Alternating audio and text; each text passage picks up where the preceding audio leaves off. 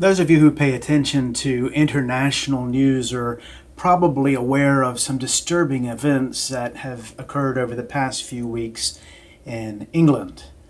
The problems started at the beginning of this month when three innocent young girls aged just 6 to 9 were brutally attacked and killed in the town of Southport while they were participating in a Taylor Swift themed dance class. The attacker was a young man himself. He was only 17 years old.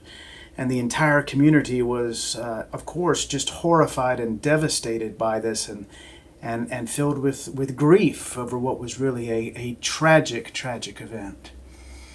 But as bad as that was, the situation became even worse soon thereafter when some far-right groups began to spread misinformation or disinformation online about the nature of those attacks.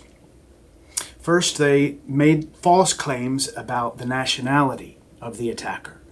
In actual fact, he was born in Wales, he was a British citizen, grew up in England, but he also had an unusual kind of foreign-sounding name because his parents were originally from Rwanda. So these far-right groups took advantage of this and falsely claimed that he was in the country as an immigrant. And they used this to promote their anti-immigrant, anti-foreigner agenda.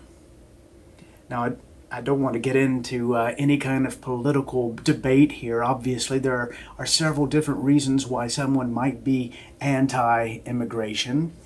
I know many people aren't against immigration per se. Maybe they just have concerns about illegal immigration and they want to see the rule of law upheld. I know that others are also concerned about what they perceive as a negative influence that some immigrants might have on our culture and our values.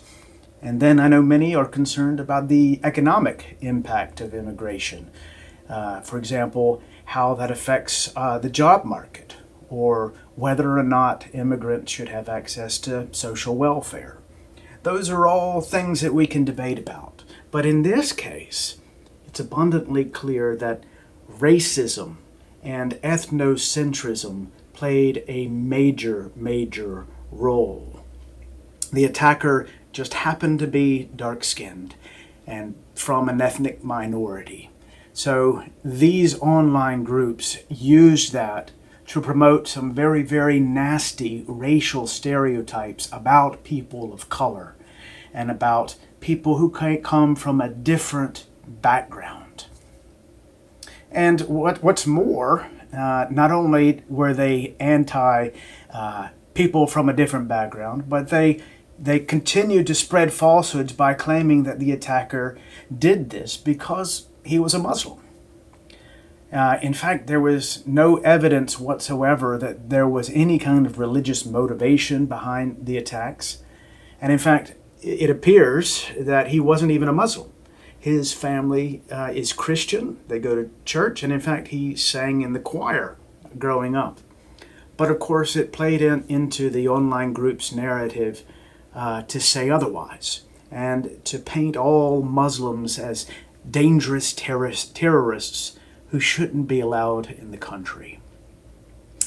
And unfortunately, as they spread that kind of propaganda, they made use of all kinds of Christian imagery and language. They tried to suggest that being a good Christian meant being anti-Muslim. And the result of that disinformation was the spread of violent rioting all across the country in several cities. Several mosques were attacked, and rioters tried to set fire to a hotel that was housing refugees and asylum seekers. I have a very good friend in Southport who's a priest there, and he actually had to rush out into the graveyard of his church and chase off some people who had broken into the graveyard and were trying to chip off rock from the headstones there that they could use to throw as part of their riots. Now, you may wonder why I'm talking about this when it happened in England, on the other side of the pond. And of course, part of the reason why is because I think this is exactly the kind of thing that could happen here, unfortunately. We have several groups that similarly like to spread disinformation online, who have an agenda that is racist and anti-ethnic groups. And I'm very concerned about that.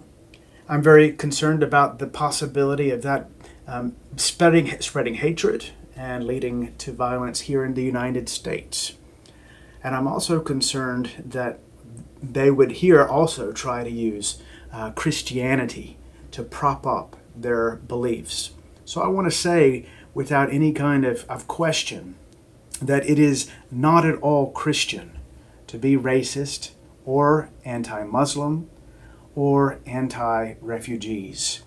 One of the things that we say in our baptismal promises is that we will seek to serve Christ in all people, to love our neighbor as ourself.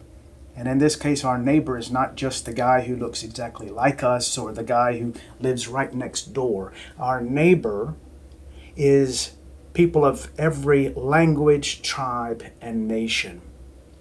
We also promise in our baptismal covenant to strive for justice and peace among all people and to respect the dignity of every human being. And that includes people with whom we disagree. We may not agree with Muslims about theology, but that doesn't mean that we do not have to treat them with dignity and respect and care, and in fact, to love them as well.